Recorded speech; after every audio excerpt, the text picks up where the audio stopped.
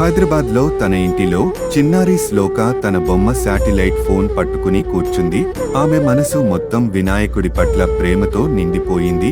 2 సంవత్సరాల శ్లోక అమాయకత్వంతో మురిసిపోతూ తన బొమ్మ ఫోన్లో, ఓ శివుని కుమారుడా వినాయక, గణేశ చతుర్థికి మా ఇంటికి వస్తావా అని అడిగింది.